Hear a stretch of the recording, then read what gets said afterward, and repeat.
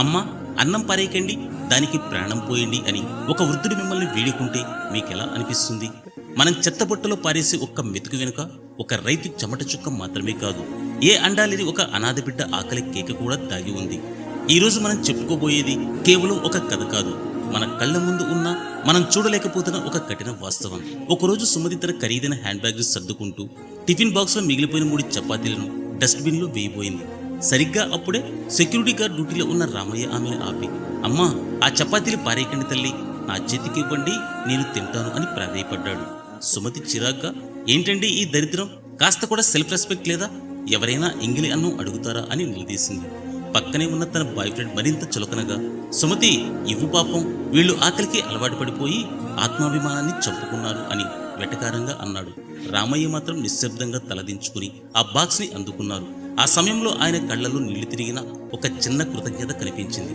మరుసటి రోజు వాళ్ళు, ఇదిగో రామయ్య, ఇవాళ కూడా మిగిలింది, మా ఆఫీసు వాళ్ళందరికీ చెప్పాను, ఇక నీకు పండగేలే అంటూ వెటకారం చేస్తూ మరికొంత ఆహారాన్ని ఇచ్చారు.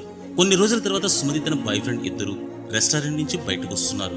అదే సమయంలో మంచి వర్షం. ఒక పాత ప్లాస్టిక్ కవర్ కింద 3 చిన్నపిల్లలు వణుకుతూ కూర్చున్నారు. రామయ్య తడిసిపోతున్నా సరే తన దగ్గరున్న ప్లాస్టిక్ కవర్లను ఆ పిల్లలకు చుట్టి తను ఆఫీసులో తెచ్చిన ఆ ఎంగిలి ఆహారాన్ని వాళ్ల నోటికి అందిస్తున్నారు. ఒక్కో ముద్ద నోట్లోకి వెళ్తుంటే ఆ పిల్లల కళ్ళలో కనిపించిన వెలుగు 100 రూపాయల రెస్టారెంట్ భోజనంలో కూడా సుమతికి కనిపించలేదు.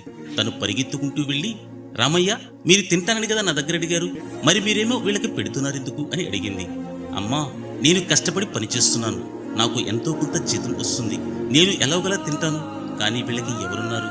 డస్ట్బిన్లోకి వెళ్లే అన్నం ఈ పిల్లల కడుపులోకి వెళ్తే వాళ్ళ ఆకలి తీరుతుంది కదా, వీళ్ళు ఆకలితో ఏడుస్తుంటే నేను చూడలేకపోయాను, మీరు పారేసే ఆ అన్నం వీళ్ళకి దేవుడు పెట్టిన ప్రసాదం, నేను అన్నం అడిగింది నా కోసం కాదు, ఇలాంటి వాళ్ళ ఆకలి తీర్చడం కోసం అని చెప్పాడు.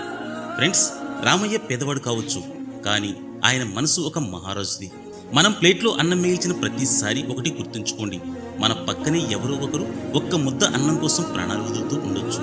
ఆహారాన్ని వృధా చేయకండి, అది కేవలం అన్నం కాదు, ఒక ప్రాణం. నిజమే కదా?